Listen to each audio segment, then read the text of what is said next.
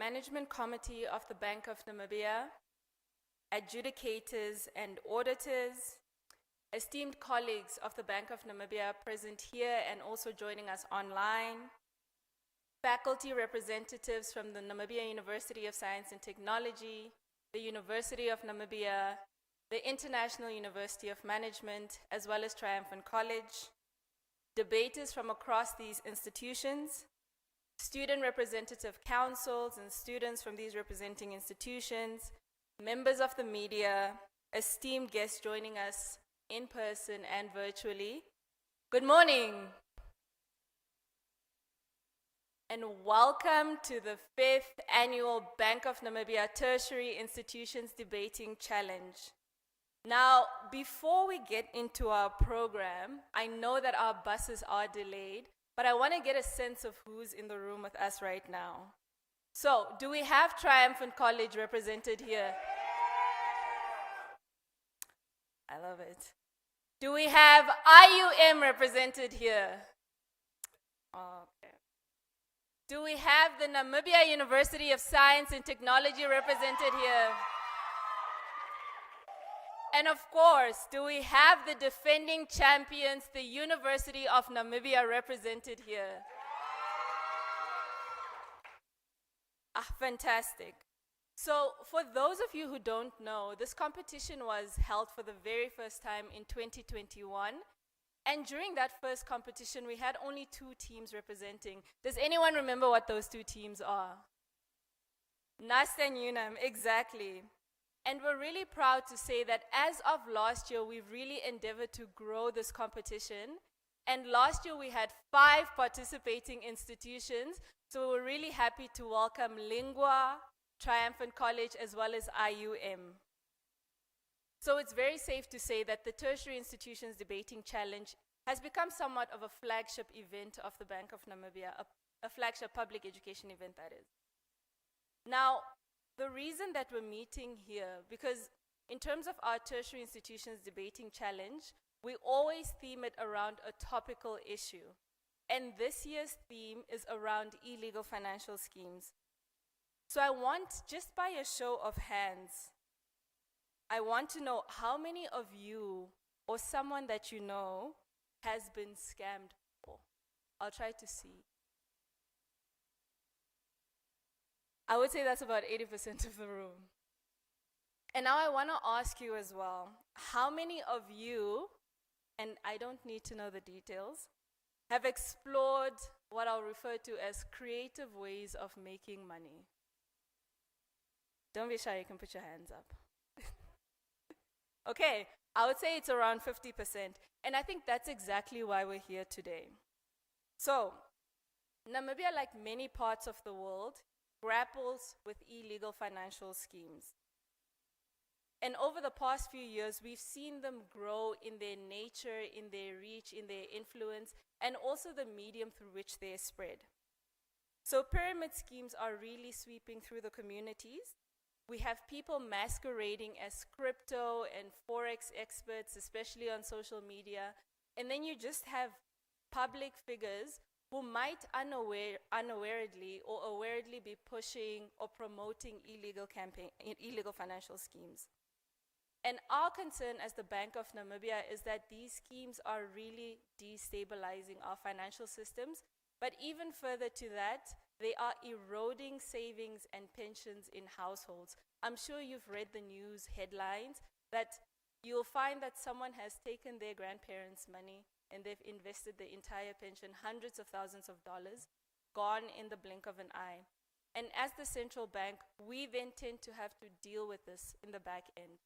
And that's really the background against which we're having this debating theme today. So we've seen these schemes take various forms, and I think I can name a few examples. Let me know if you'll remember them. I think the one was My Life Change. Does anyone remember My Life Change? Yeah. Global Green Network, as well as Long Reach. I mean, these are some of the very big ones that have been reported, and the bank has done extensive investigations into them, and we've declared them as illegal. But Namibia is also a country that has immense potential. I mean, we're seeing a lot of developments in terms of green hydrogen and the opportunities that it seeks to present. We're seeing a lot of developments in terms of oil and gas. But when we are faced with situations where illegal financial schemes seek to erode the trust that people have in institutions, these opportunities end up meaning nothing. And that's why we're asking from our debaters today. I know that they're very eloquent speakers. I've worked with many of them last year. But in addition to very intellectualized and eloquent arguments, we really want to see well-researched arguments. We want to see people who have really interrogated with the topic, and people who are able to assist us in terms of our policy development, as well as just guiding our campaigns themed around illegal financial schemes. So today I want us to dive deep into that topic, and I invite everyone watching us here in person as well as online to see themselves in these debaters and ask yourself, what can you do to support this endeavor towards guarding people from falling victim to illegal financial schemes? And it is against that backdrop, then, I will end my part here, and I invite the Director of Strategic Communication and International Relations, Mr. Kadembire Demburuka, to deliver the opening remarks. Please give him a huge round of applause.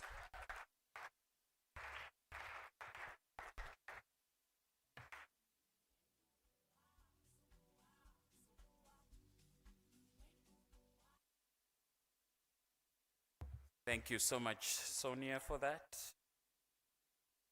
brief and terse introduction. I thought you were going to read my profile, but nevertheless, thank you so much for that introduction. It's a distinct honor and a privilege for me to be standing here and offer these opening remarks on behalf of the executive of the Bank of Namibia. Usually we have one of our deputy governors or our governor to deliver remarks on this occasion. However, due to an important engagement at the bank, they are unable to make it, and they have sent me to come and occupy this very, very hot seat. Now, esteemed guests, students representing and supporting their participating institutions, our online viewers, good morning. It is my distinct honor and privilege to welcome you to the 2025 Tertiary Institutions Debate Challenge, proudly hosted by the Bank of Namibia. This annual gathering is not merely a competition of wits. It is a powerful platform for critical engagement, intellectual exchange, and youth empowerment. The bank's public education program has over the years grown not only in scope, but also in its impact. Yet, among all of our initiatives, this challenge shines as a flagship that embodies the very mission or the very spirit of our mission. Why? Because it does three things that matter. It informs, it inspires, and it ignites. It brings abstract policy into everyday conversations. It places the tools of economics, the tools of critical thinking directly into the hands of our youth. It transforms financial dialogue into living, breathing debates, debates that spark in classrooms, echo in student unions, and ripple out in society. Today, we are joined by institutions that represent the heartbeat of Namibia's intellectual life. I ask all of you to lend your voices, your cheers, and your support as we acknowledge the 2025 Tertiary Institutions Debating Challenge participants. And they are the University of Namibia, the International University of Management, IUM, Namibia University of Science and Technology, and Triumphant College. Now, I see our speeches are repeating. Sonia, did you write this speech and also your introductory remarks? Because this sounds very similar to what you just did. But anyway, as the Bank of Namibia, our constitutional mandate is to safeguard monetary and financial system stability in the interests of sustainable economic development. Yet, in today's complex and fast-changing world, stability cannot be achieved by policy instruments alone. It also requires an investment in knowledge, in values, and in resilience. And who better to start with than our young people, the majority of our population, and indeed the entirety of our future. You are not just future leaders waiting in the wings, you are the present actors shaping the trajectory of our society. This year's theme, illegal financial schemes, stand out as an urgent and profoundly relevant in this spirit. These schemes are not merely financial inconveniences, they are sophisticated predators that feed on ambition and hope. From pyramid schemes to unlicensed online investment platforms, they disguise themselves as opportunities, but their legacy is despair. They do not simply drain wallets, they corrode trust, dismantle livelihoods, and cast doubt on the principle that honest work and smart choices lead to progress. Behind the headlines and statistics are real lives, as our MC has already introduced us, so I'm going to skip this whole paragraph. Illegal financial schemes have become increasingly sophisticated, adapting to the digital age and exploiting new technologies. Fraudsters now hide behind sleek websites that look authentic, fake emails that mimic trusted institutions, and even AI-generated voices and deepfake videos that impersonate real people. These schemes evolve faster than most of us can detect, and their sophistication makes them harder to identify and stop. For this reason, our responsibility is twofold: to strengthen systems that catch and punish perpetrators, and build public awareness that people can recognize and resist temptation before it strikes. And our tertiary institutions challenge this year is aimed at raising that public awareness. History offers us a sobering lesson in the case of Albania in 1997. Many of you were not born then, but some of us were around.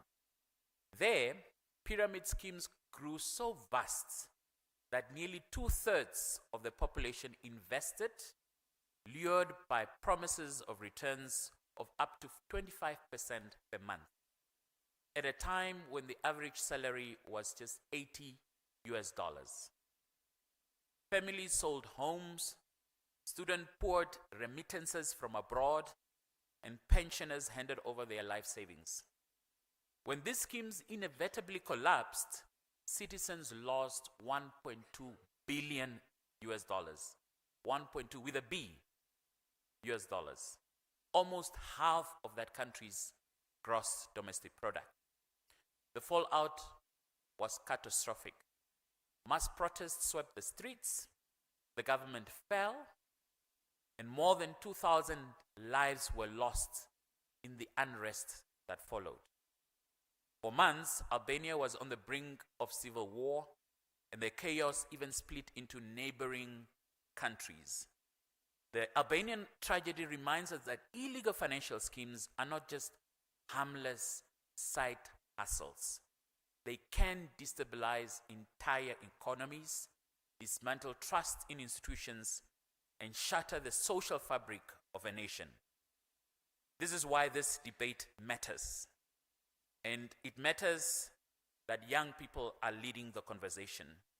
Students and young people are digital natives. They are already navigating online platforms where some of these schemes thrive. Your ideas, your energy, your courage is essential in creating solutions that are not only practical, but are innovative and forward-looking. This year, the Bank of Namibia marks its 35th anniversary. We were established in June 1990, and we are celebrating and marking this anniversary under the theme, Anchored in Stability, Advancing with Transformation. For over 3 decades, we have guarded stability so that our economy can grow, and futures can be planned with confidence. But an anniversary is never just a number. It is a reminder of our sacred responsibility. It tells us that every generation has a duty to take the progress that is handed to them and push it even further. And that is where the youth today are coming in. The last 35 years were about building the foundations of trusts and resilience. The next 35 years will depend on how boldly you innovate, how firmly you protect integrity, and how courageously you dream. Over the past 4 years, the Bank of Namibia Tertiary Institutions Debate Challenge has grown, as we were told by our MC, from just 2 universities to really a cadre of academic debate and public policy engagement. Since 2021, close to 80 young debaters have sharpened their skills on this very stage, representing their institutions with passion and intellect. As we step into today's debate, let us be clear. The outcome we seek is bigger than just a trophy, or in this instance, the prizes that we offer, including a 20,000 Namibian dollars to the best speaker.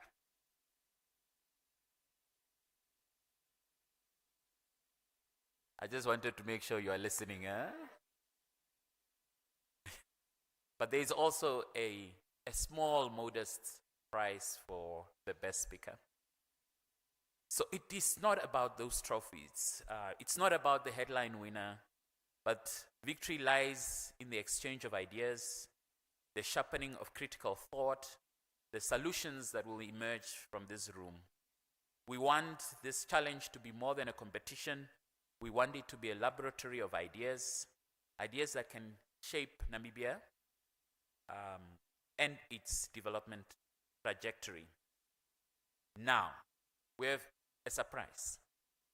For the winning team, your journey does not end here today.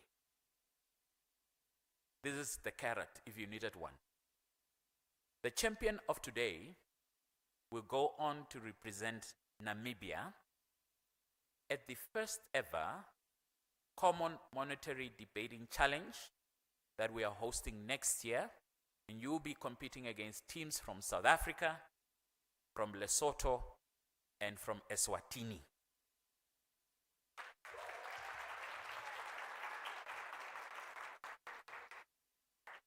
So to the judges, when you are selecting the best team, please do so, knowing that these participants are going to be putting or flying Namibia's flag very high next year.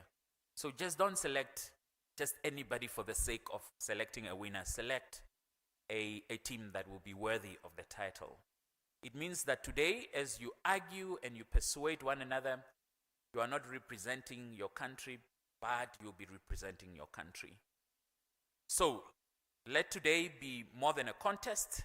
Let it be the spark that ignites solutions, a testament to the power of youth, and a promise that Namibia's future is in capable, courageous hands. Thank you so much for listening.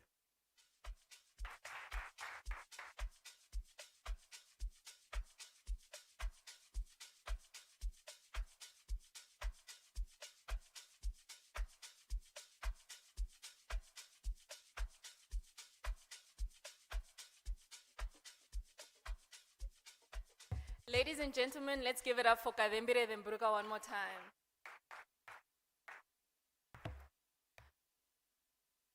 So, for this portion of our program, I would like to get us started, and I would start by introducing our panel of esteemed judges. So our judging panel brings expertise in policy, audit, supervision, strategic communications, marketing, as well as finance, to ensure that the debates are assessed with fairness, with depth, as well as rigor. So starting off with our head judge, I would like to invite her to just stand. This is Ms. Karen Elaro. Karen is the Deputy Director for On-Site Analysis at the Bank of Namibia.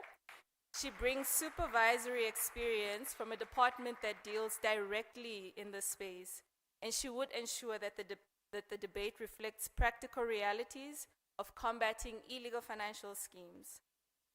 Another round of applause for Karen, please. I then invite our next adjudicator, Ms. Abigail Nainda, who is the Deputy Director for Policy Research Analysis at the Bank of Namibia.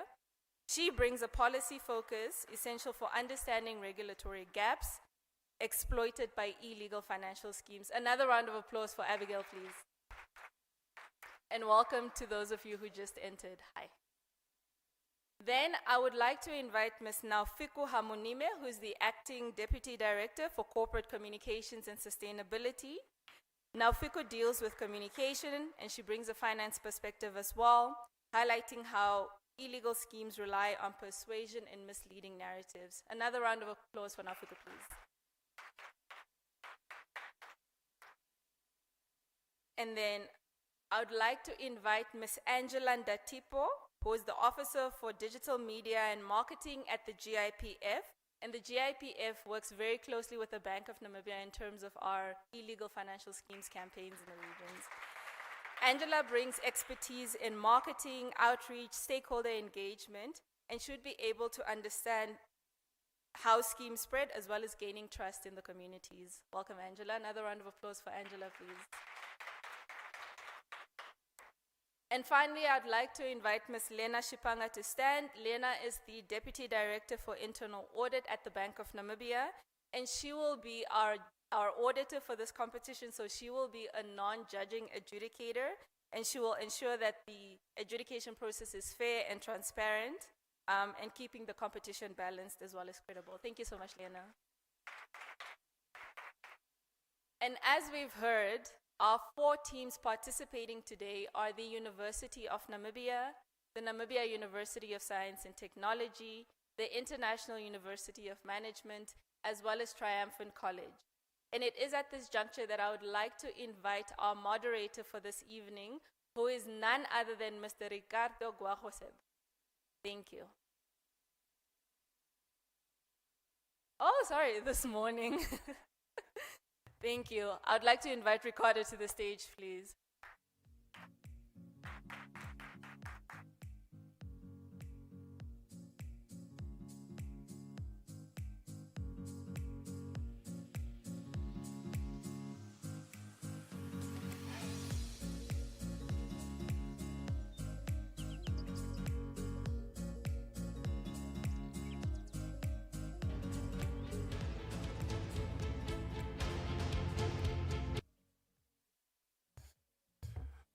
Good morning. Colleagues, didn't you have breakfast this morning? Good morning. Thank you very much. We're quite excited, of course, to be back once again to the Tertiary Institutions Debating Challenge. And the Bank of Namibia upped the stakes this year, with the victory guaranteeing you a spot to take part next year in a continental challenge. And I think that's a very, very good sign of growth for the competition that has really become a household name on the tertiary events calendar annually. Before we start, I would just like to introduce the different schools, the team members that will be speaking today, and then I will take you through the rules. We'll take a short 10-minute break as we give the different teams their motions for the day, and then immediately afterwards we're going to get into the action for this morning. Our speakers for this morning, representing the Triumphant College, and if Triumphant College is here, please make some noise for your representatives.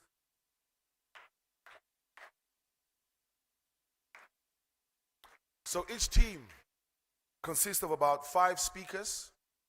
4 of them will be on stage, and the 1 will be a reserved speaker in the event that anything happens to one of the team members, or they are perhaps better suited for the position that they get once we do the draw. Triumphant College is represented by Andrea Merandi Kubas,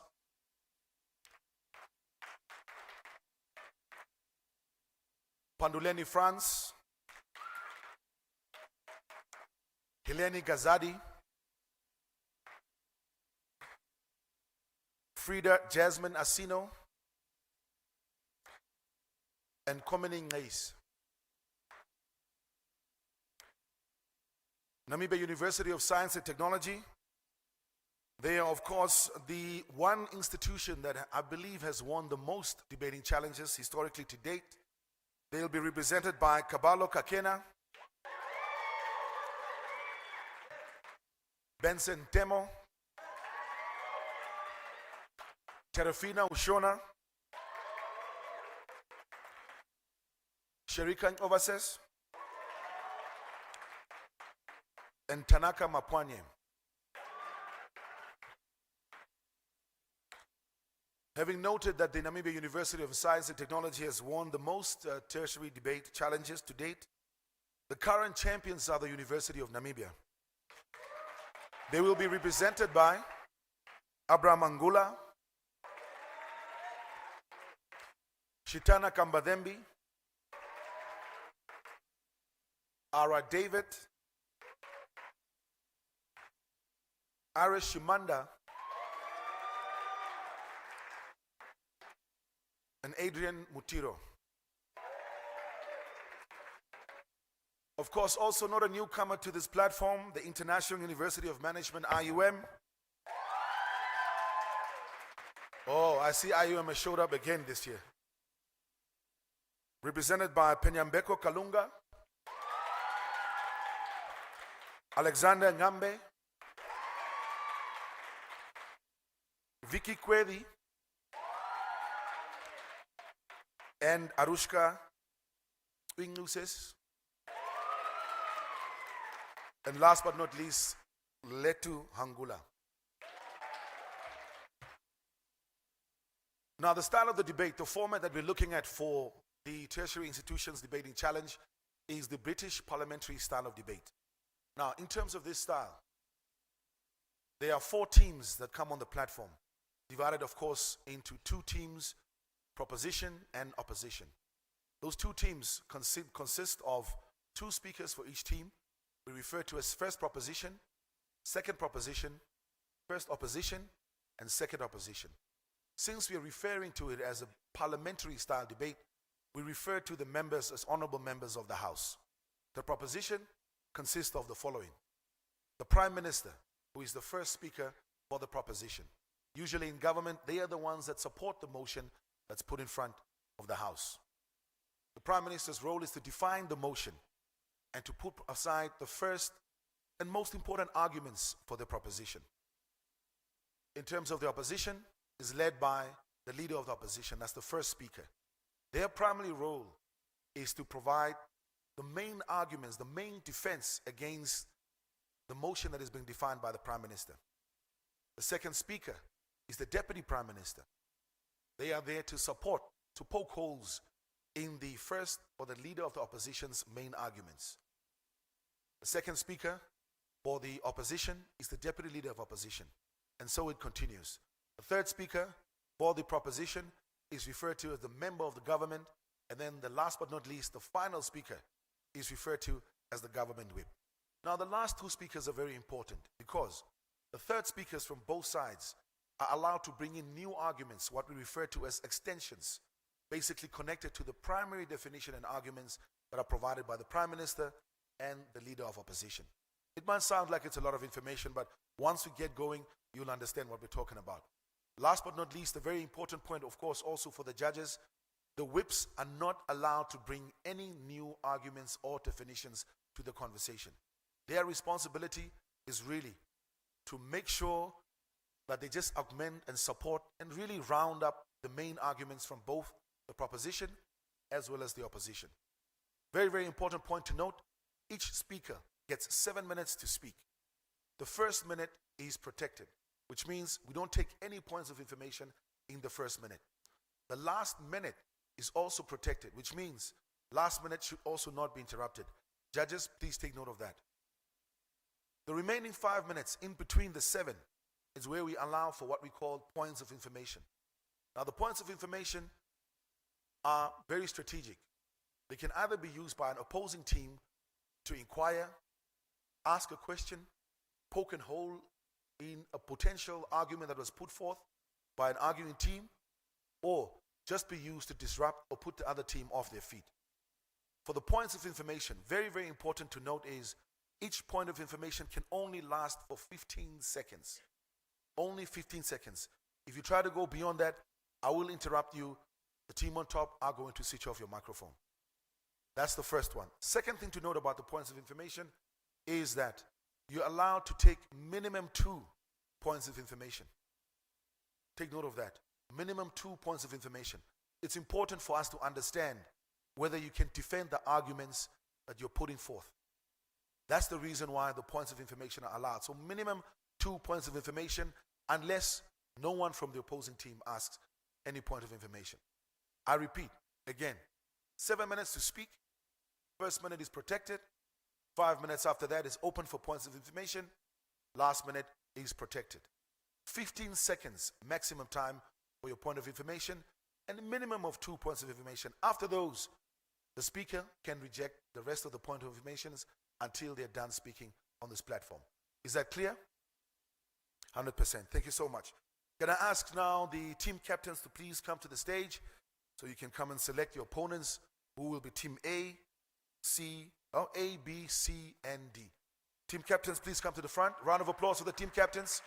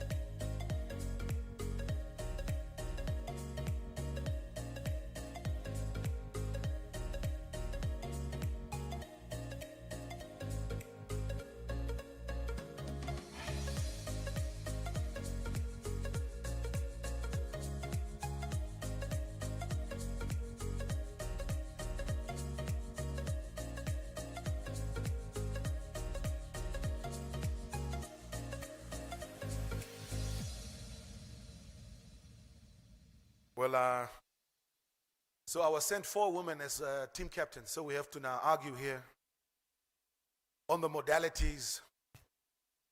But nonetheless, we finished a round of coin tosses to decide, of course, which one will be Team A, Team B versus Team C, Team D. And the first 2 teams that will be going up against each other will be IUM and NUST.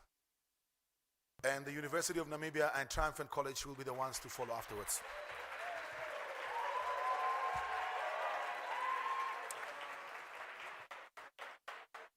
Well, it looks exciting. So we're going to go for a short 10 minutes for the 2 teams to prepare.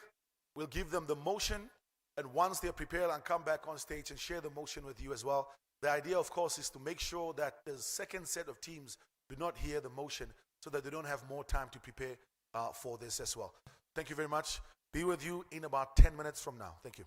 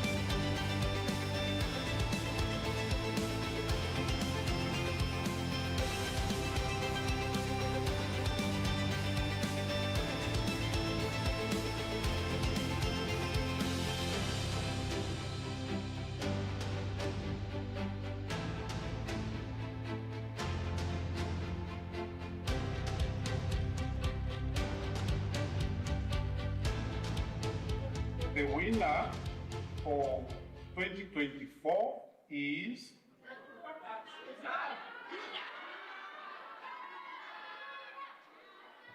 University of Namibia.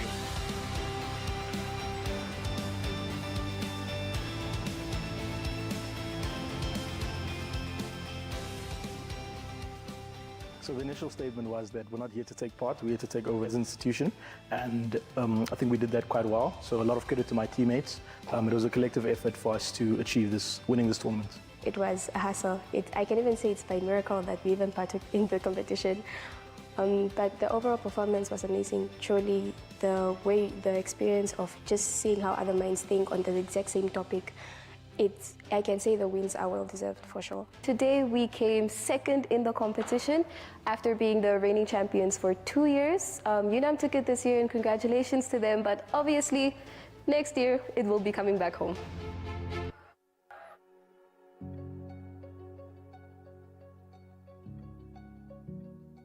Namibia is a nation built on resilience, shaped by heritage and driven by a vision for inclusive growth.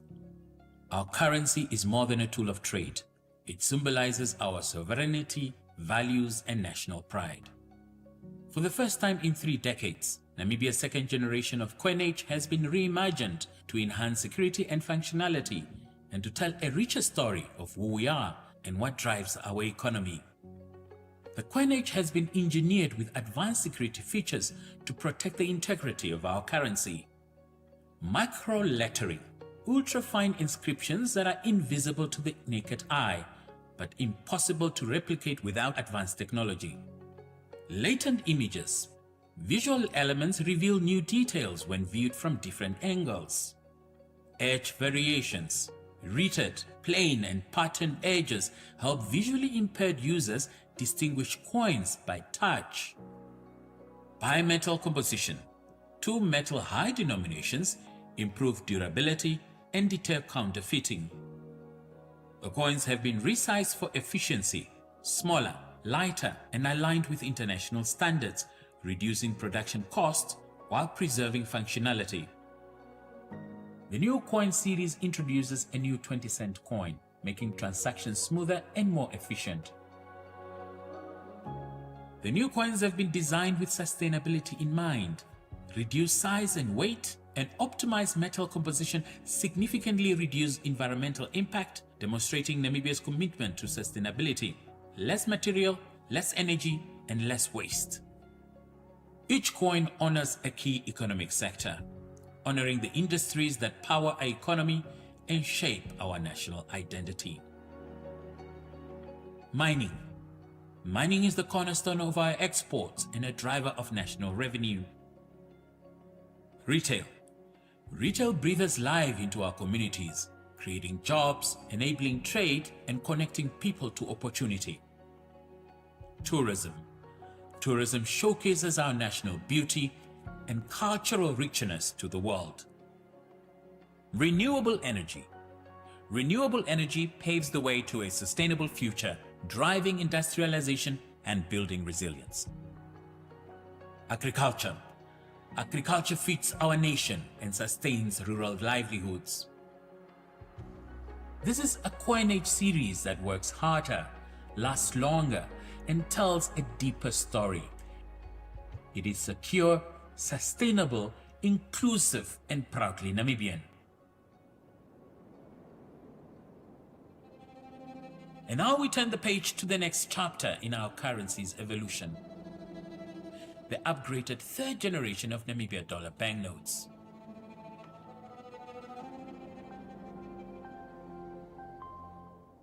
Namibia's story is one of pride and purpose. A nation forged in the crucible fight for independence and nationhood. Shaped by heritage and united by resilience.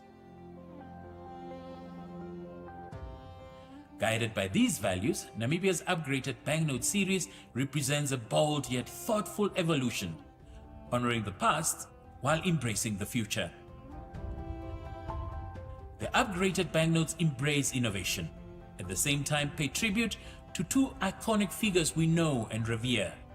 The founding father, His Excellency Dr. Semsha Fishuna Nujoma, and Captain Hendrik Witbooi. On the reverse of the notes, we see images of the iconic Namibian wildlife that proudly represents our nation, a celebration of our national heritage. A key innovation in this series is the introduction of a high-tech composite substrate for the 10 and 20 Namibia dollar banknotes that blends the strength of polymer with the trusted feel of paper.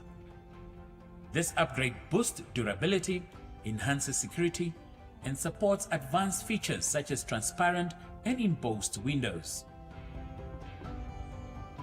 The upgraded banknotes have been refined with a fresh modern look.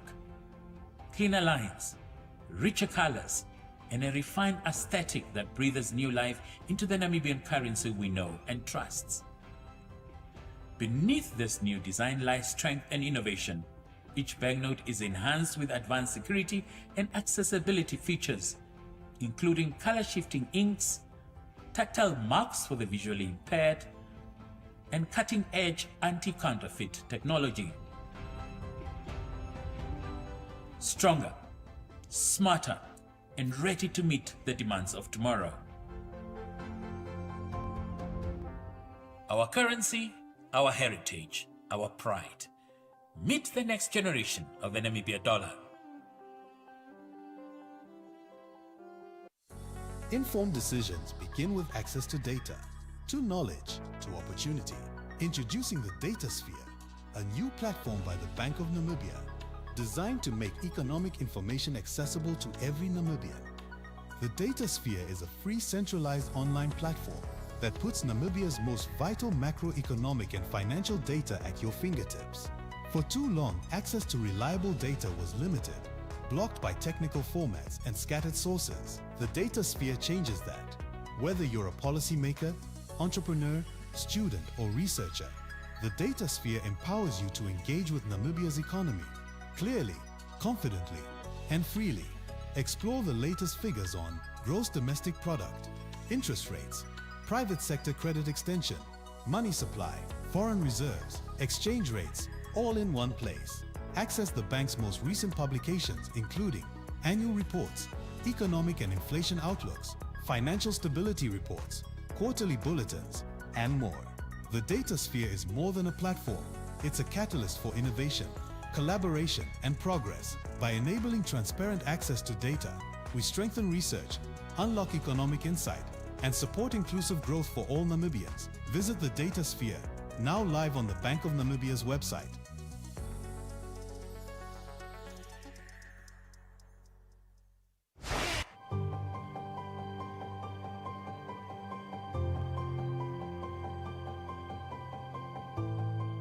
Dr. Hage G. Geingob, a towering figure in Namibia's history, served as a beacon of hope and a symbol of progress. As Namibia's third president, his leadership from 2015 to 2024 marked a transformative era for the nation. Dr. Geingob's leadership as chairman of the Constituent Assembly was crucial in shaping Namibia's constitution. His vision and dedication to democracy established a legal framework that champions justice, freedom, and human rights. The legacy of unity and resilience he leaves behind continues to inspire, setting a high standard for democratic governance in Africa. Known for his unwavering commitment to democracy and inclusivity, Dr. Geingob championed a transformative agenda for the country, steering the nation toward economic progress, social equity, and sustainable development. Dr. Geingob's visionary leadership propelled Namibia forward, honoring the enduring legacy of the late Dr. Sam Nujoma, the first president and founding father of the Republic of Namibia. Together, the founding leaders of our republic embodies Namibia's strength, resilience, and unity. Under Dr. Geingob's administration, Namibia saw significant strides in the diversification of the economy and laid the foundation for economic recovery and sustainable growth, creating opportunity for future generations. On the global stage, Dr. Geingob was a voice for African unity and sustainable development, earning respect as a statesman dedicated to regional and international cooperation. When designing Namibia's new 60 Namibia dollar commemorative banknote, the process began with a clear narrative, honoring the legacy of Dr. Hage G. Geingob while integrating the Bank of Namibia's vision.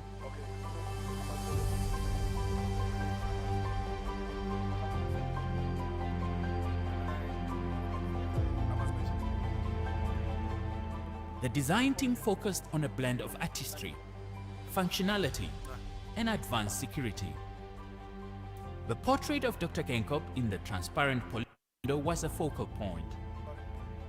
The design captures his character, refining the image to create both visual and emotional resonance. To enhance security, part of the portrait was expanded into a print mark.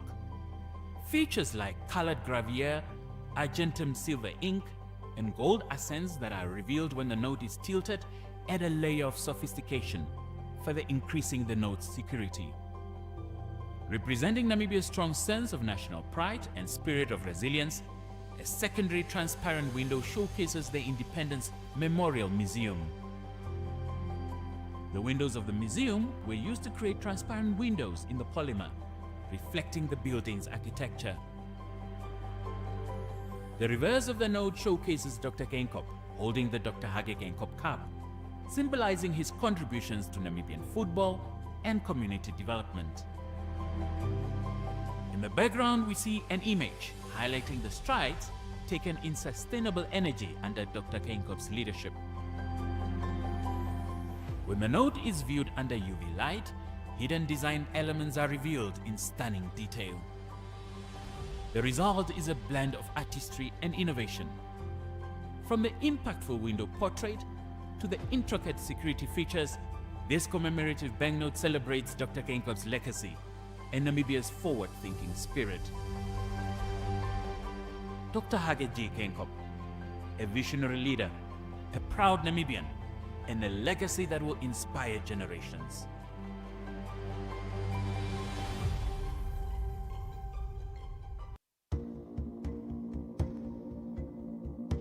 Before coins jingled in our pockets and notes changed hands, Namibia's people lived a different system, one rooted in relationships, necessity, and trust.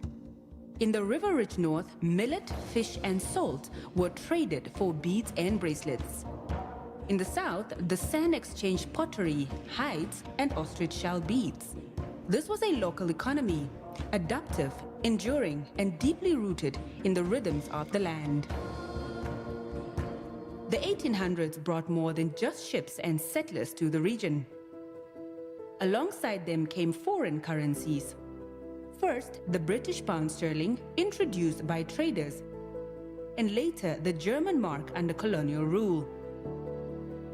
With occupation came economic transformation, as the value of goods was increasingly dictated by foreign powers. In 1901, German proclamations officially made the mark legal tender, yet local communities continued to rely on what worked. Sterling remained in use in the north and east, while rural areas often turned to bartering. Despite official mandates, everyday trade followed familiar paths. War changed everything. In 1915, South African forces occupied the territory. German banks closed and emergency notes, Zeitz notes, flooded the economy. These IOUs were backed by a collapsing German administration and carried little faith among the people. Over time, South African Reserve Bank assumed monetary control and the rand emerged as the dominant currency. For decades, Namibia remained economically tethered to its southern neighbor, Pretoria, a dependency that persisted until the aspirations of liberation were finally realized. Independence in 1990 was more than a political milestone. It was an economic awakening. The Namibian constitution didn't just declare freedom, it laid the foundation for financial sovereignty by mandating the creation of the Bank of Namibia. This institution would guide, regulate, and safeguard our monetary system. But true independence required one final emblem: our own currency, a symbol of national identity, pride, and control over our economic destiny. It was really a challenging time. The fact that it's a newly independent country and you're establishing a new institution called the central bank. And the kind of skills you need to have to run a central bank is not really something that's readily available, and therefore we have challenge in terms of where do we get people who can work in the central bank. And we really start from scratch and trying to make sure that we train as much as we can, as fast as we can. You need to convince people to say, we here now have got a new symbol of sovereignty, which is the Namibian dollar. And it took a while for a certain section of the population to believe that, this currency called the Namibian dollar is really a real currency. In 1993, the Namibia dollar was born. Linked to par with the rand, yet unmistakably Namibian in its design, spirit, and significance. Over time, the bank has safeguarded the value of our money through the application of a sound monetary policy. Our banknotes are more than just legal tender. They are visual narratives that celebrate our national identity. They honor our iconic leaders, such as Captain Hendrik Witbooi and Dr. Sam Nujoma, while showcasing our rich biodiversity and cultural heritage. The Namibia dollar symbolizes more than just currency. It represents autonomy over our economic policies and financial system. It reflects our ability as a nation to control our monetary policy, regulate inflation, and manage our economic health. And it's also interesting to recall. Welcome back. You're going to be seeing this handsome face going back and forth for quite a bit today. Nonetheless, we're ready for us to start. Are you ready for the 2025 Tertiary Institutions Debating Challenge?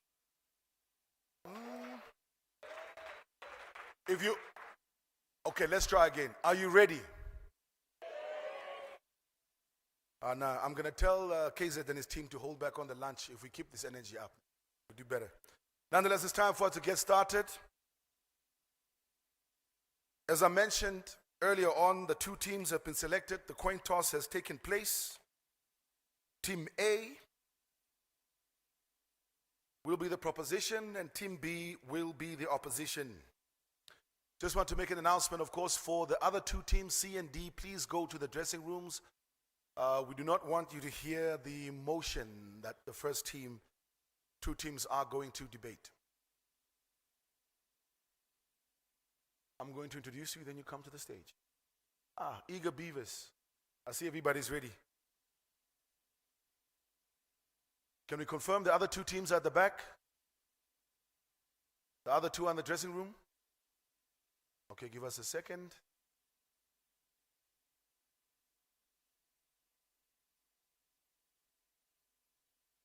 Once again, just a reminder, 7 minutes to speak for each and every one of them. First minute is protected. 5 minutes are open for points of information. Each point of information for only 15 seconds. And minimum of 2 points of information must be taken. Last minute is protected. Representing Team A, proponents, International University of Management, in support of the following motion. This House would mandate that any financial product advertising returns above a certain threshold be subject to automatic investigation by the central bank. I repeat, Team A, the proposition, is in support of the following motion. This House would mandate that any financial product advertising returns above a certain threshold be subject to automatic investigation by the central bank. Team A, the proponents, representing the International University of Namibia. First speaker, Prime Minister. Please welcome Vicky Kwedi.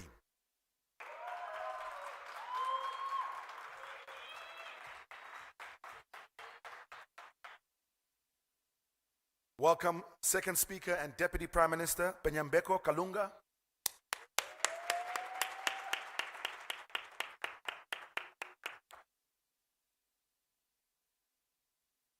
Member of Government, please welcome Alexander Ngambe.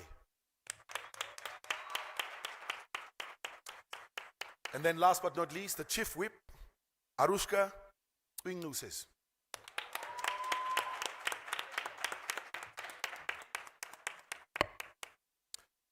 Welcome on the platform, the Namibian University of Science and Technology. Team B, the Ops in this case, Leader of Opposition, Cavallo Kakena.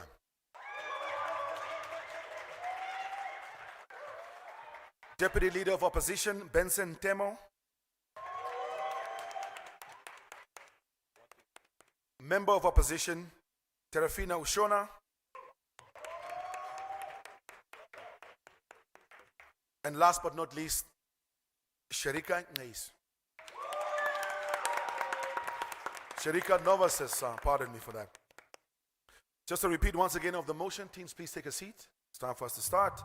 Just a repeat of the motion. This House would mandate that any financial product advertising returns above a certain threshold be subject to automatic investigation by the central bank. Now, please, we give the platform for the first speaker, the Prime Minister, to come to stage to state their case and define the motion for us. Round of applause for the Prime Minister, please.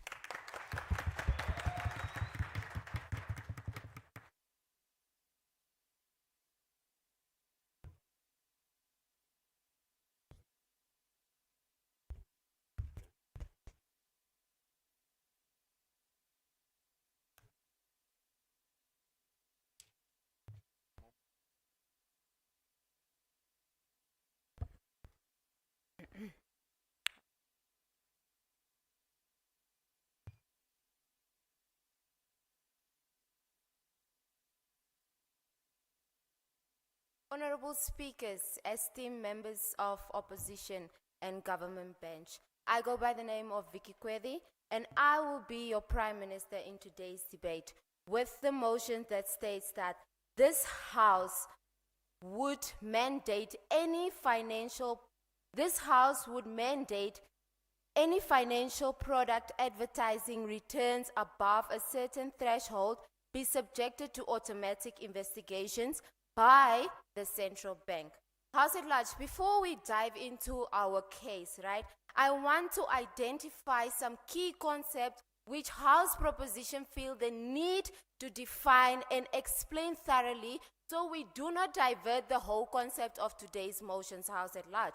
Now, what do we mean by mandate? This is authority, House at large. It's as plain as it is.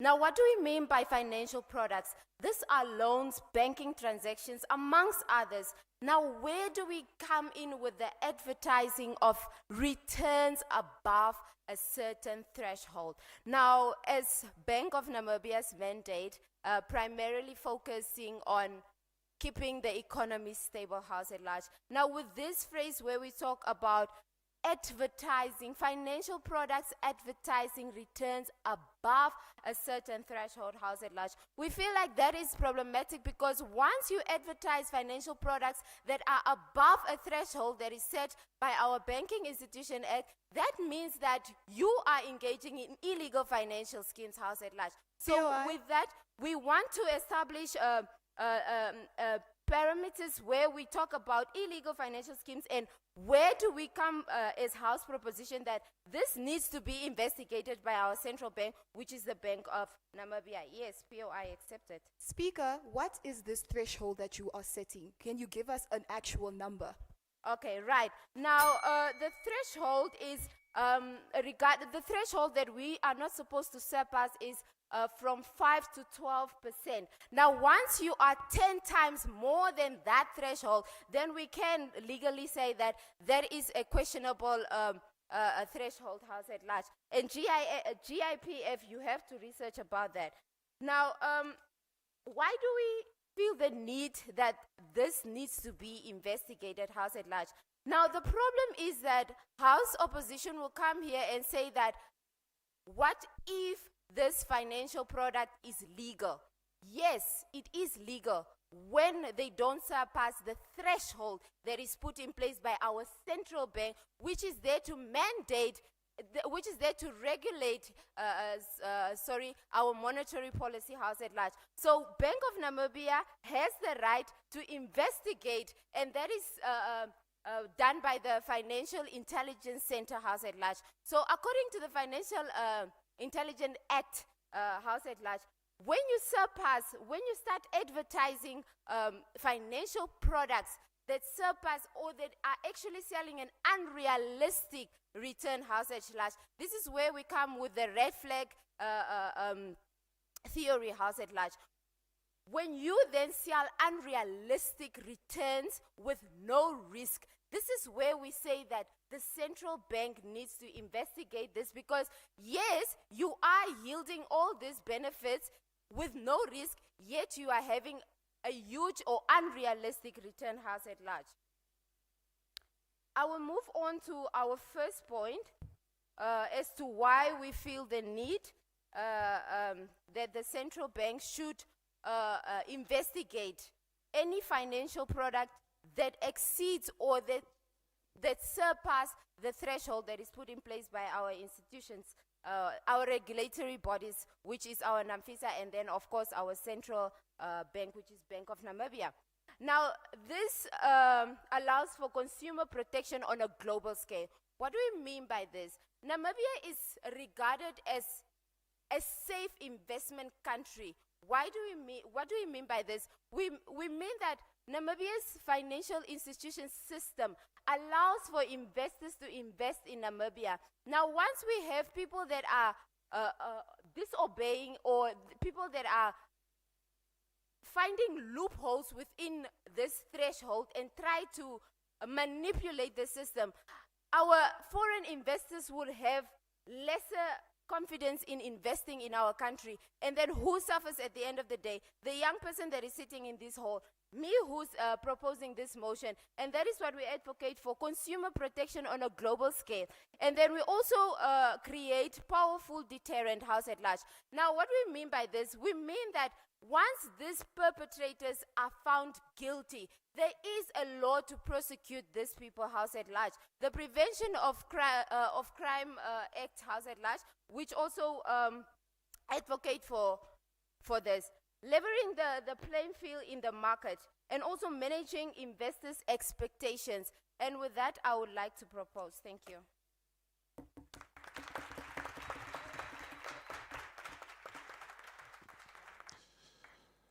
We thank the Right Honorable Prime Minister for setting the tone and opening up. We now welcome the Leader of Opposition.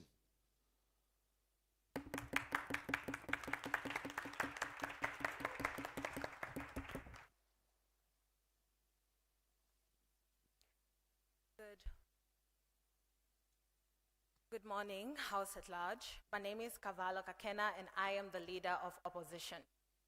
This House would, when we say that this House would mandate that any financial product advertising returns above a certain threshold would be subject to an automatic investigation by the central bank, this is particularly problematic because the threshold wouldn't be an indicator of something bad happening.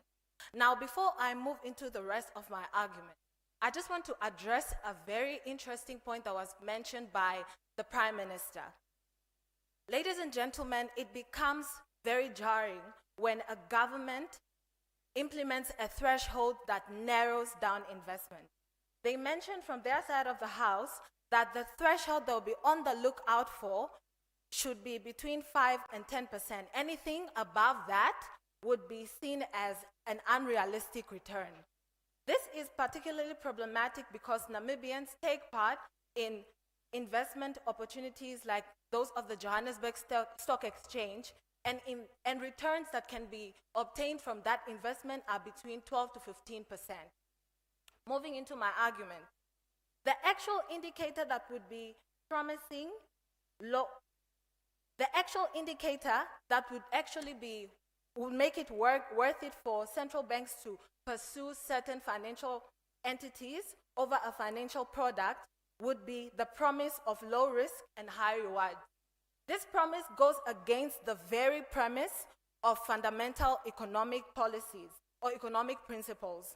The principle of risk and reward, which means that a high risk means a high reward. So the moment that the central bank sees that certain financial entities are promising or are engaging in activities that require a low risk for a high reward, that should be a red flag. And I would also like to mention that the Prime Minister supported this fact by mentioning that high risks come with high rewards. That is a direct quotation from the speech she presented. POI, ma'am. Accepted. BON has declared that schemes offering unrealistic returns without licensing violating the Banking Institution Act number 2 of 1998. What is your take on that? That point of information completely mischaracterizes the bulk of my case. I would like to continue to raise to you that it is not only illegal financial schemes that make unrealistic returns, because at a point where the central bank spends the bulk of its money investigating businesses that could potentially be legal just because of high returns yielded from that investment, that would be a waste of resources. In Namibia, where 70% of the national budget is tied up in public debt, from this side of the House, we believe that the central bank has better priorities than chasing down financial entities whose returns surpass a particular threshold. Taken. Isn't the mandate of the BON to protect the consumers and fight financial crime? So the point of information you have given is not relevant to this debate, because the central focus of this debate is whether, and you've actually failed to present this when the Prime Minister came up. We are trying to ascertain whether it is really necessary for a central bank to pursue a certain entity or a financial product on the premise of them having returns above a certain threshold, which you have set, and it is so restrictive. So your point of information is completely trying to throw this argument off guard. Okay. And then I would like to continue by painting the Namibia in which this government exists. And this is something that the Prime Minister failed to do. Ladies and gentlemen, 26% of the Namibian population are acutely food insecure. How is that relevant to this debate? The Central Bank of Namibia, collectively, we need to understand that because it is a central bank, it does not have responsibility to social issues. As a central bank, it bears the responsibility of ensuring that even the most economically vulnerable people are benefiting from the positive realities that are written on paper. So an important thing I want to mention is, instead of the central bank chasing thresholds that are unrealistically high, the time and the resources spent on doing so could be reinvested in developing policies that could empower the economically vulnerable people. With that, I'm proud to oppose. Thank you.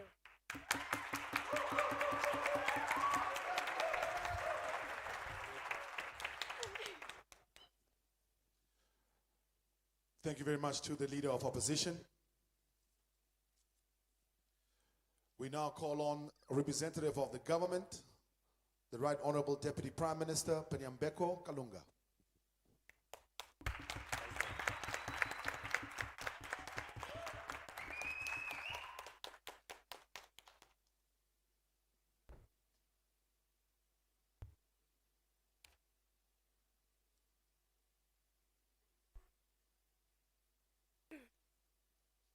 Standing before you is Penyambeko Kalunga, the Deputy Prime Minister of Team Proposition. And I greet you all. We're here standing before the motion that states this House will mandate that any financial product advertising returns above a certain threshold be subjected to automatic investigation by the central bank. Team Opposition came here and spoke about how low risks means a high reward, and that is how their house looks like.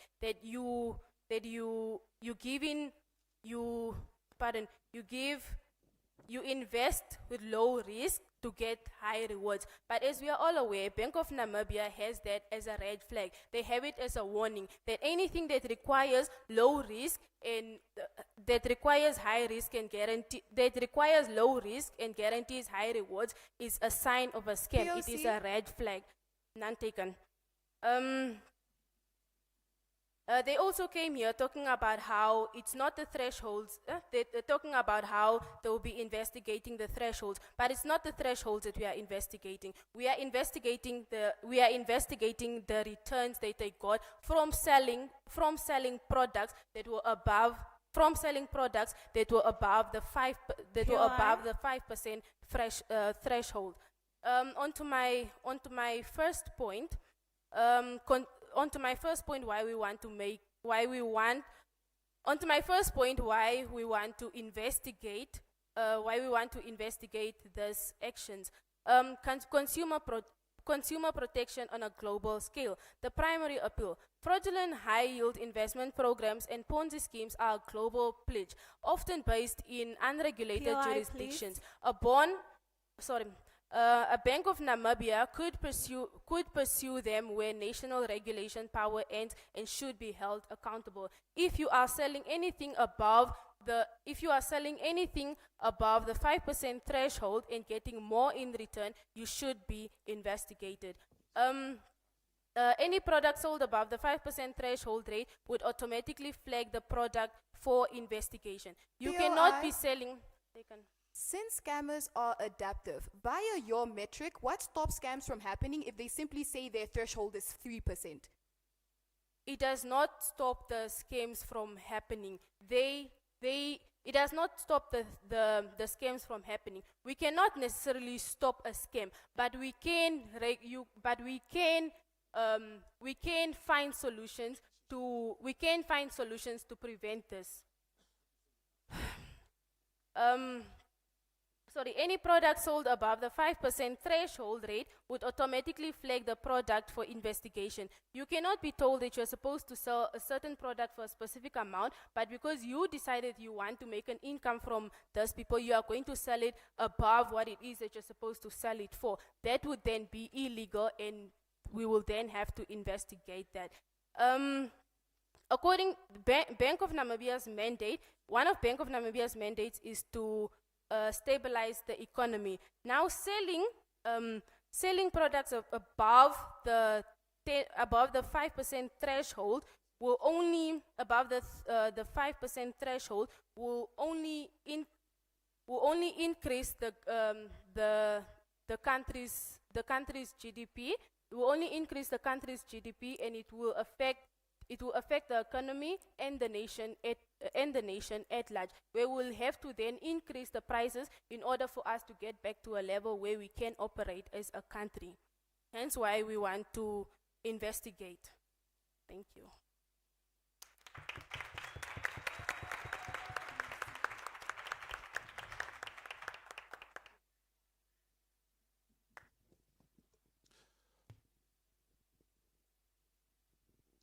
Another round of applause for the Deputy Prime Minister. To come and rebut the whole case of the government, please welcome the Deputy Leader of Opposition, Honorable Benson Temo.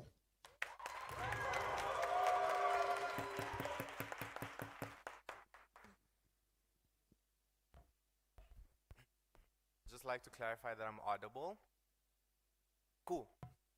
What does the government bench miss? Is that they don't actually know what they're defending, right? These guys say, oh, just a certain threshold, but don't actually tell you why that threshold specifically is what they should be investigating.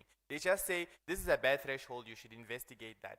Even in that case, they gave a super low threshold that wouldn't actually flag if any illegal businesses would be happening, right? That is not a threshold that we should buy into from the government team.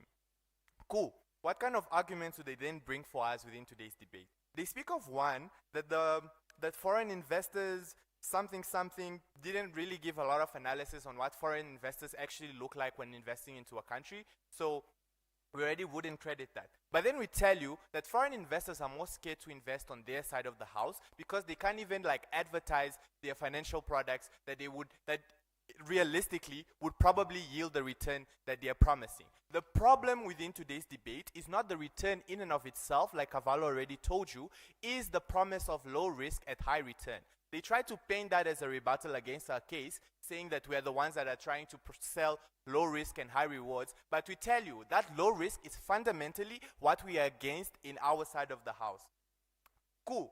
What do they also bring us from Deputy Prime Minister? Deputy Prime Minister says, oh, something about international reach and how this prevents international reach and whatnot. We tell you that's much worse on your side of the house. Because like Cavallo also already mentioned to you, Namibians trade in the Johannesburg Stock Exchange, right? That is a legitimate market that we should be tapping into. That then is prevented on their side of the house because now any financial product that is advertised to have a return of 12 to 13%, like Cavallo mentioned, is the returns that the JES promises to their people, would be flagged, even though that is completely legitimate. This is bad because, one, people are then less likely to advertise legitimate products also, but also number two, you're wasting government resources into investigating something that is completely legitimate. So at the end of that investigation, at the end of the workday of that Bank of Namibia employee investigating into the Johannesburg Stock Exchange, what do we learn? Nothing. I'll take you.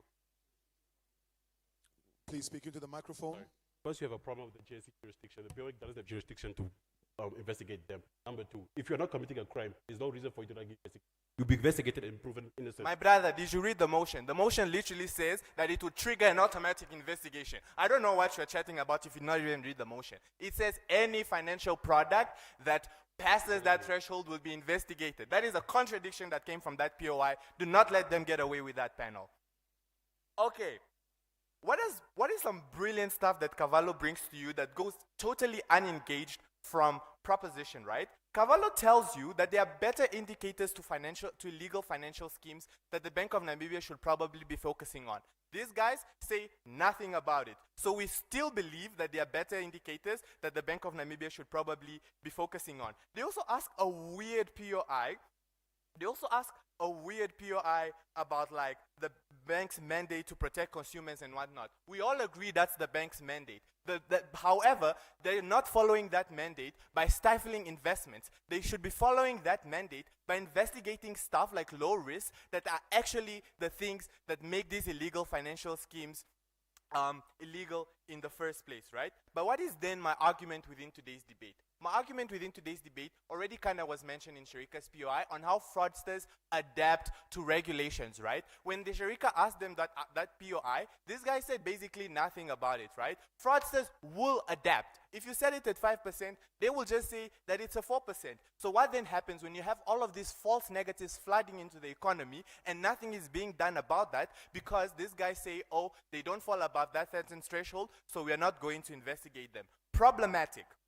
But also number two is just simply the way that like markets evolve, right? What seems realistic on their side of the house or what doesn't seem realistic changes over time.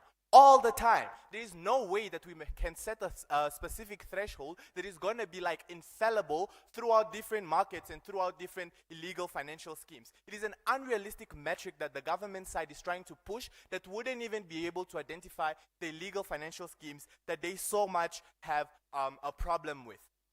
What is then the impact of this argumentation is that you give fraudsters even more avenues to legitimize themselves. Now, I'll take another one before my time finishes. The bank is not limited only to investigate people above the threshold. They can investigate anyone in Namibia. That's what the act says. Okay, but now they are wasting all of the resources investigating people that are like just trying to invest in the Johannesburg Stock Exchange. So now they don't have the resources to investigate all of those cases as much as they were supposed to in the first place, right?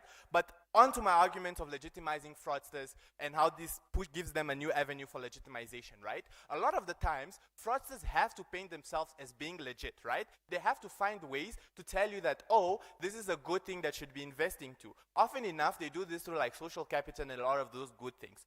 What then happens when you set this threshold up is that you give them one more avenue for them to tell people that they are legit business. That is not something we want from our side of the house.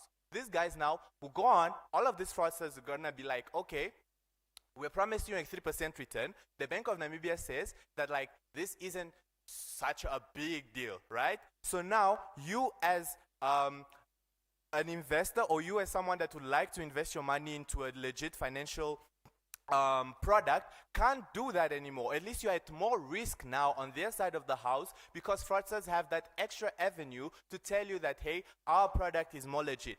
This then leads to people even doing less research on the legalities of this business in the first place because they have this front-facing thing that tells them that this business is legit. This prevents people from doing their own research to actually investigate on why these things might be illegal. What have I brought to you within today's debate? I brought to you rebuttals to opening government, which didn't really give us a lot to work with within today's debate. I strengthened the case of Cavallo on how there are more pressing indicators that the Bank of Namibia could pursue in order to identify these illegal financial schemes. And I gave you one argument on how this gives fraudsters an extra way to legitimize their illegal financial businesses. And with that, I am supremely proud to oppose.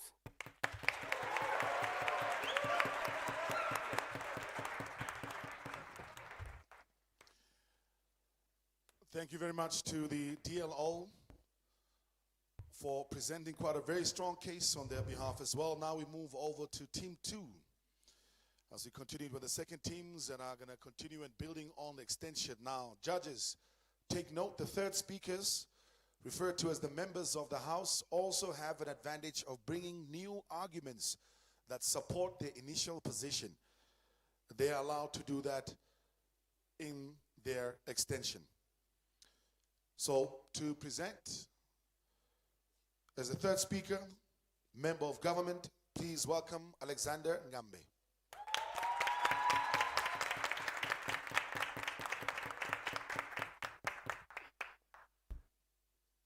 Okay, testing. Right, I'll start my speech in 3, 2, 1.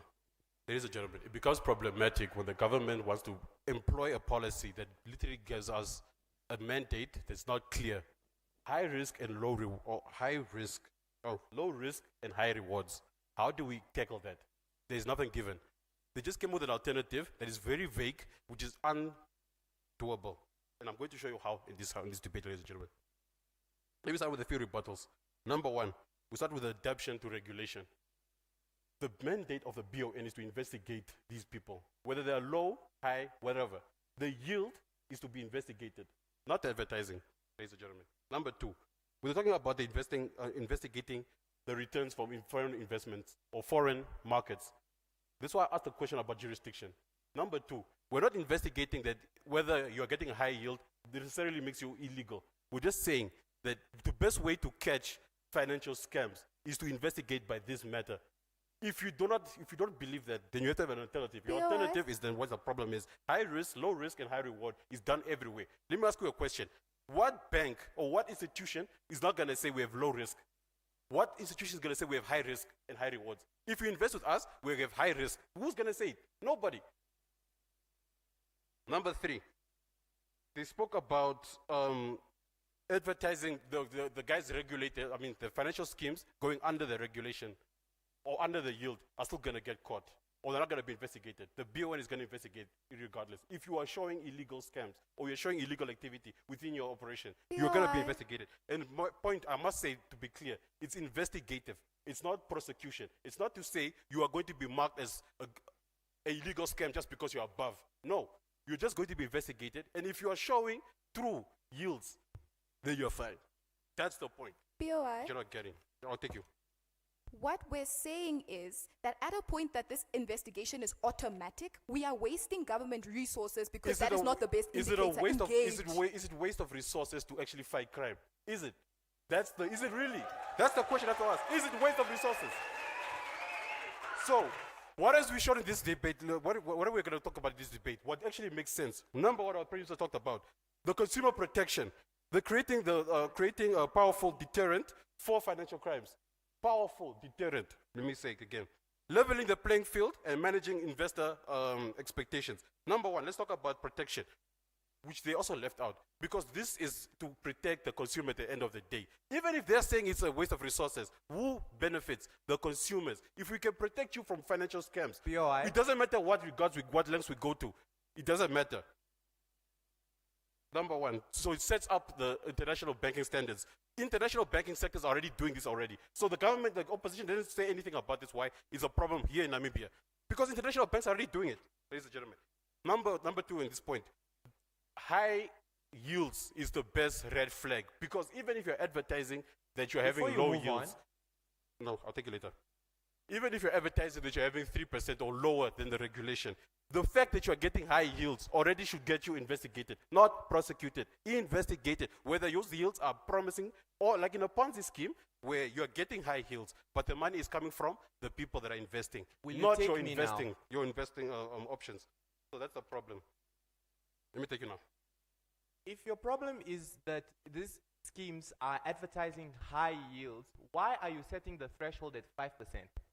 5 to 12%. Listen when you're talking. Listen when we're talking. 5 to 12%, which is why I'm going to explain why we're setting that premise. These yields are the best option for risk management. This is why we set it at this level, because risk management is between 5 and 12%. This is why international standards put it at this. You should do your research, sir. Point number two, we're creating a powerful deterrent. Financial scammers are not deterred right now. I was speaking in today. This is what gives the best tool for investigators to find them. If we're using analytics, right? We're going to the digital era right now. If we're using analytics to investigate these scammers, they cannot hide anymore. Because now, what they used to do is hide among the financial sector, hide among the people, hide among the society. They cannot hide anymore. When we do this, ladies and gentlemen, intelligence gathering will be more effective and more efficient. When the FIC and the cybersecurity response team and NAMFISA have legitimate data to actually investigate these guys and find Another them much POI? better. Because the problem is, when high yieldings comes in, the best way to catch them is when the yield is high. Like in a Ponzi scheme, everybody is investing and everybody's getting their money back. The problem is that when the yield is high, that's the issue where we don't stop them. We don't catch them because we can't see them when they're getting high yields. That's the issue. But then if we put this investigation automatically, we'll be able to see them easily. Will you take another one?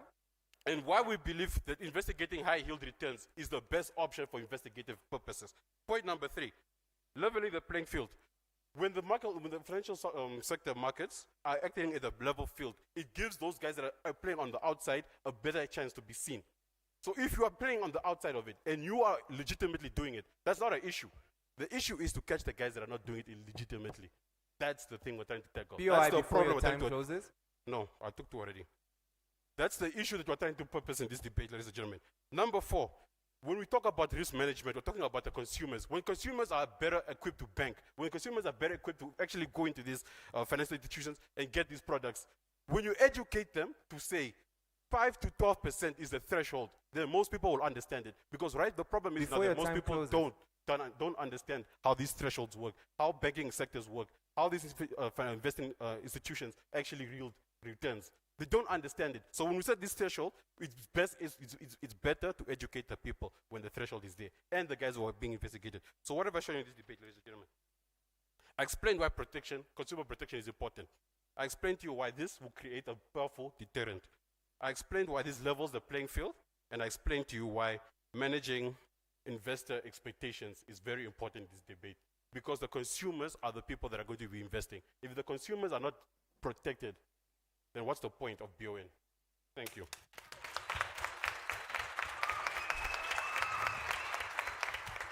We thank the member of government for providing that extension.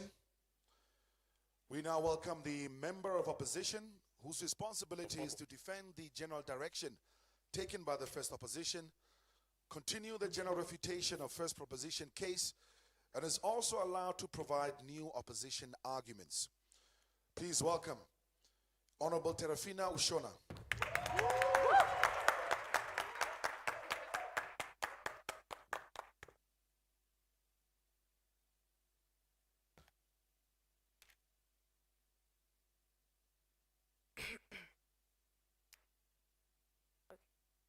I'll be starting my time in 3, 2, 1. Ladies and gentlemen, what have we gotten within today's debate so far, right? We got the shaky and gross mischaracterization case from PM, where they don't tell us much, but they just tell us that mandate authorities, and they tell us about a threshold that is extremely low and that perpetuates already a financially illiterate society to fall into the hands of even more scammers, which I'll show you further on within my case. They also talk about why the central, they don't even tell us why the central bank should investigate. She just says, why should the central bank investigate? And then she leaves it to you, the audience, to answer the questions. Now, they also talk about how we allow foreign investment, and then the DPM comes and contradicts their case and say that actually we deter foreign investments. There's a lot of philosophical inconsistencies within their case that makes it an even greater reason on why we should win today's debate. They also talk about the MP member says, how do we tackle now the primary issue of like illegal schemes? They don't tell us how, but they just say that high risk and low reward. That contradicts their whole case of saying that the mandate or the standard is 5 to 12%, which is extremely low. Let me tell you again, don't let them get away with telling you that 5 to 12% is high when the international standard is almost at 50%, right? So we don't understand when they say the global standard or the international standard when then themselves are not upholding it within their entire case. So they also talk about how it's a waste of resources not to fight crime. Firstly, ladies and gentlemen, we think it's an even greater waste of resources when we are chasing random people and using money and resources for people that we don't even know if they're criminals or not. Crime is fought when we understand, when there's actual proof to catch criminals and there's an actual reason to go ahead and fight against that sort of crime that we are trying to achieve. You cannot get justice when you are randomly following people that don't have anything to do with what you are actually trying to achieve and think that you are fighting some sort of injustice. Okay. Now, Not now. Cool. So, they talk about how, what is it? They talk about how,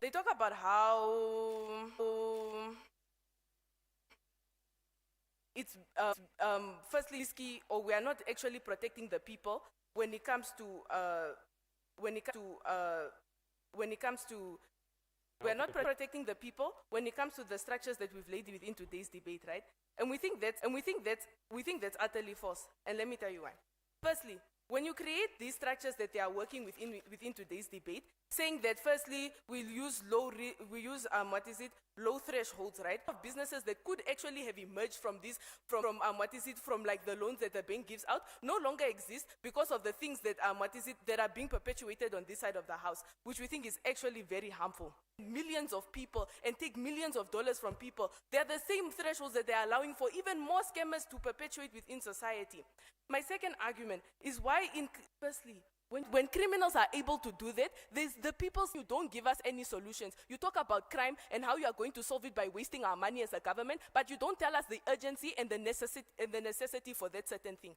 Now, moving on to my next point. Within current status quo, returns on also be something that isn't monetary. So like when we talk about these things within like, Namibia as a whole, we think that not only like, these thresholds exist within like, a monetary view, but we think they also exist when people like make scams out of like, land that you are going to get this a certain plot for a certain size, but then that plot doesn't actually exist.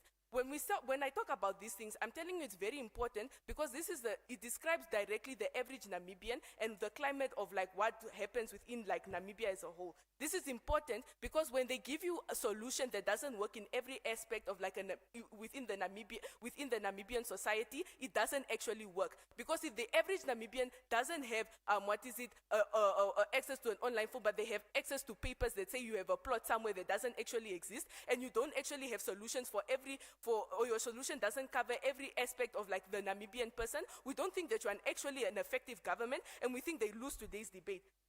Okay. My last thing that I want to say. We don't buy into the ideas because I mentioned it, my member of government mentioned it, which is the consumer protection, and as well he continued with his points that I will strengthen later on, which is with levels of the playing field and educating the society. Moving over to my second rebuttal, they mentioned that accepted. How do you achieve the consumer protection? What is the analysis for all of the benefits that you're bringing So forward? now, by achieving, like mentioned by my Prime Minister before, the